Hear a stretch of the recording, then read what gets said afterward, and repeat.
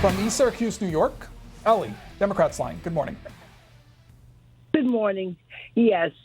Mr. Knowles, I find you offensive, your pompous way. The Conservative Party has done nothing for America but divide us. And your book, I probably would purchase it to read it. I don't agree with anything you're saying. Check out history. I am a history buff, and I read history. And I was an independent all of my life until 2008.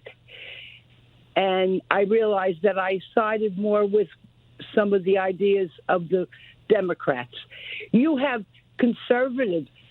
What about the conservative movement in 1953, pushing religion, right? Did you see the documentary, The Family? How they... I haven't seen that documentary. Well, I think you should watch it because it's very telling.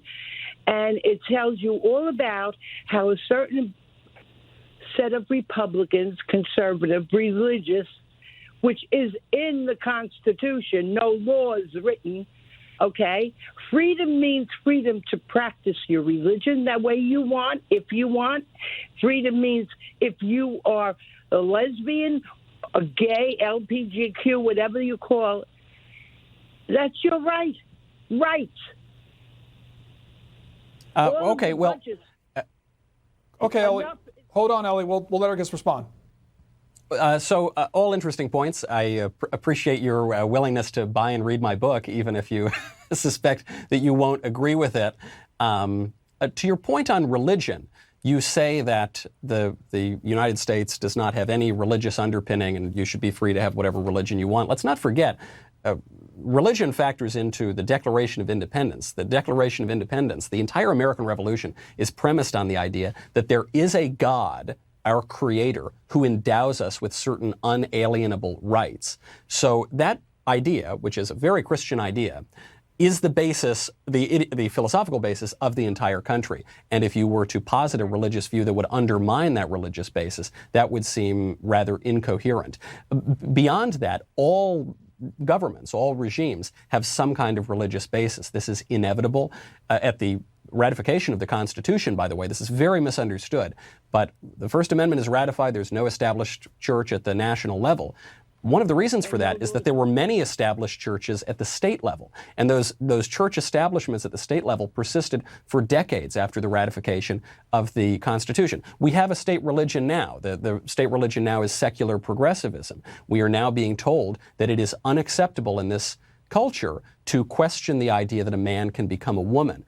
Well, that is enshrining in our law the Gnostic religious idea of dualism, that our bodies and our souls have nothing to do with one another, and we really are our souls, as we discussed earlier in the show. To quote the great political philosopher Bob Dylan, everybody's got to serve somebody. There's no question about that. And then you raise this point on freedom and liberty, which I think is so important because it's misunderstood not only on the left, but it's misunderstood on the right as well. There are two conceptions of liberty here. There is the modern, call it liberal idea of liberty, which is that liberty is the ability to do whatever you want at any time and to pursue your own desires, whatever they may be. And this is an idea that's held by the left, but by a huge portion of the right as well. Then there is the classical idea of liberty, the idea of liberty held by our founding fathers, held by Christianity, held by the pre-Christian philosophers. And that idea is that liberty is not the ability to do whatever you want at any time, but it is the freedom to do what you ought to do. So just to bring that down to earth, what that means is, according to the modern idea of liberty, the heroin addict is the most free person in the world because no one's, especially in states where that drug is legal, because that person is not being told he can't do something. If he has the desire to shoot up heroin, why, gosh darn it, he's going to do it. And as long as he's got a couple bucks in his pocket, gosh, could you imagine a person any more free?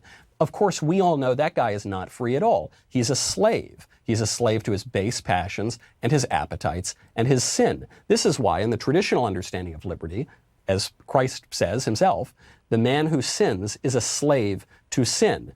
In the pre-Christian philosophical Greek understanding of liberty, the way that we become free is by practicing the virtues, by cultivating our minds and disciplining our wills. This is the purpose of liberal education. The idea of liberal education is that we will come to make sense of our liberty, of our freedom, and be able to exercise it so that we can tamp down those base passions that we don't want to follow, that compromise our will and our intellect, and be able to pursue these higher things. This is what the Founding Fathers knew. This is why they wrote at great length, and I detail this at great length in my book Speechless, about the difference between liberty and licentiousness.